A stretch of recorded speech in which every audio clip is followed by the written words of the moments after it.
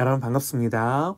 오늘 같이 보실 하나님의 말씀은 예레미야 31장 31절에서 34절입니다. 여호와의 말씀이니라. 보라, 날이 이르리니 내가 이스라엘 집과 유다 집에 새 언약을 맺으리라.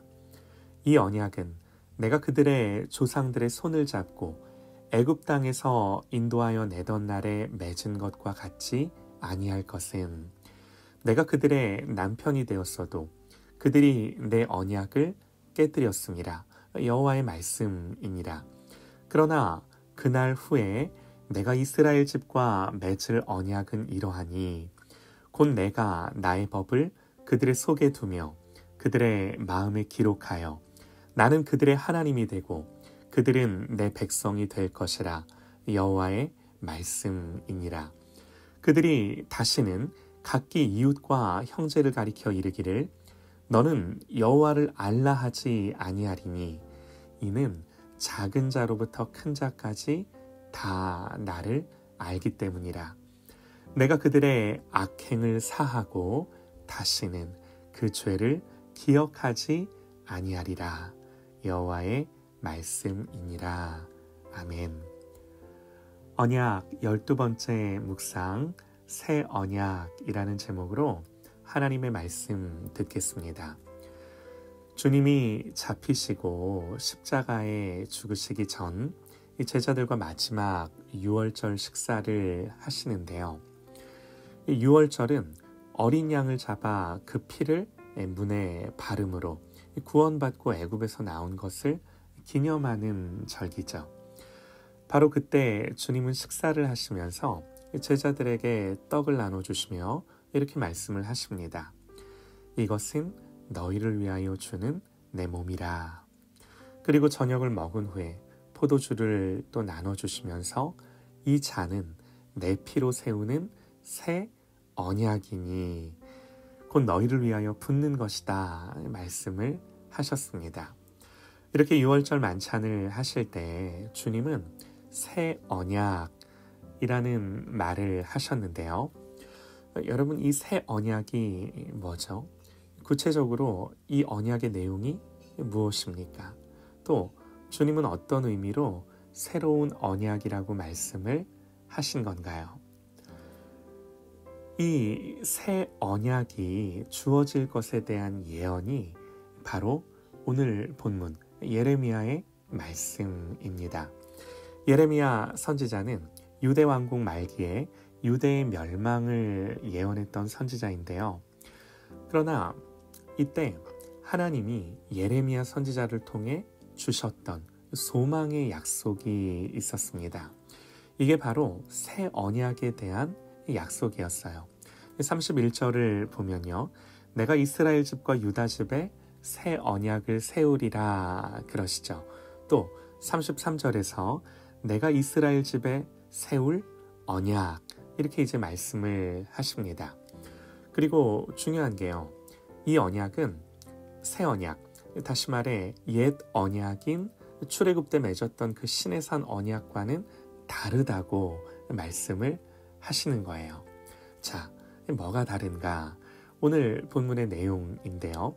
첫째로, 내가 나의 법을 그들의 속에 두며 그들의 마음에 기록하겠다 말씀을 하신 겁니다. 나의 법을 그들의 속에, 그들의 마음에 새기겠다라는 거죠. 하나님이 모세를 통해 십계명을 주실 때는 그걸 어디다 새기셨나요?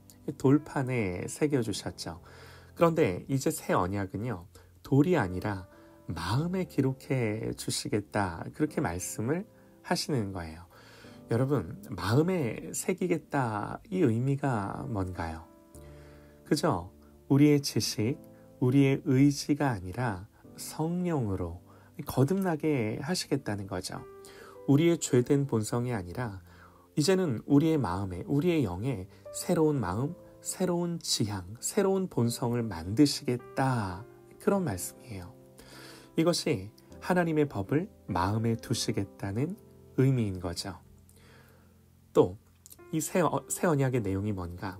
두 번째로요, 나는 그들의 하나님이 되고 그들은 내 백성이 될 거다 그러시는데요. 옛 언약 아래서는 내가 그들의 남편이 되었어도 그들이 내 언약을 파하였다 그러죠. 그러나 이제 새 언약 아래서는 다시금 하나님과 하나님 백성의 관계가 될 거라고 말씀을 하시는 거예요. 이건요, 하나님과 우리가 가까워지고 친밀해진다는 선언이죠. 무엇보다 거룩하신 하나님이 죄인에게 오셔서 죄인과 함께 하시겠다 하는 약속인 거예요. 임마누엘 예수님을 통해 이 약속이 이루어지는 거죠. 세 번째로 또 새 언약의 내용이 뭔가? 작은 자로부터 큰 자까지 다 나를 알 거라고.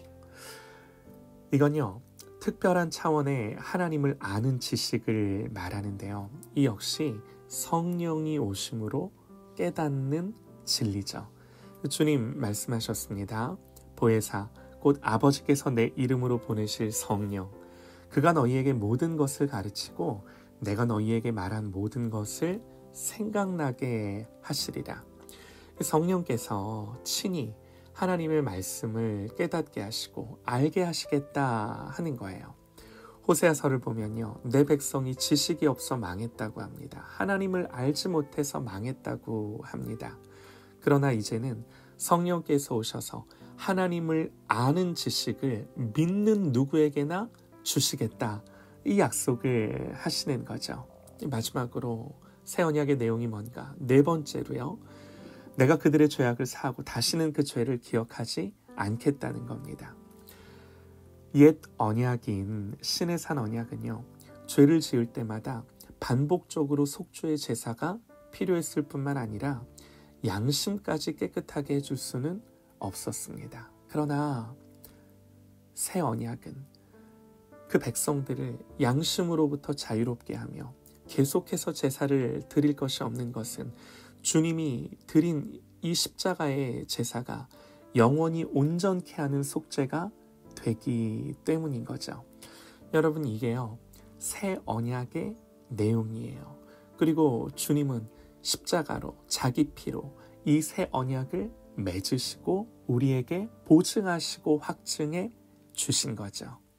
그리스도의 오심과 십자가의 사건을 통해서 이 새 언약이 우리에게 성취된 거예요. 여러분, 우리가 한 가지만 기억했으면 좋겠는데요.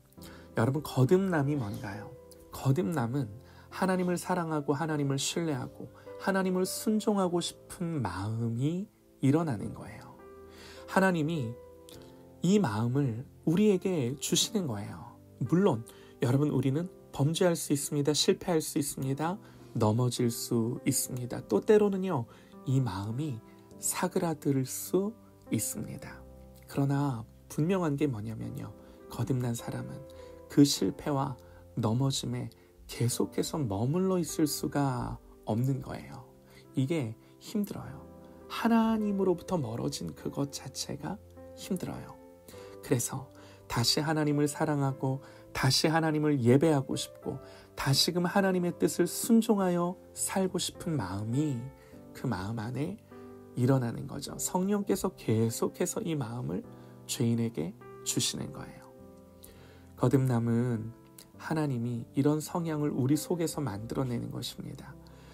이것은요, 우리 주님의 죽으심을 통해 믿는 자에게 주어진 은혜인 거예요.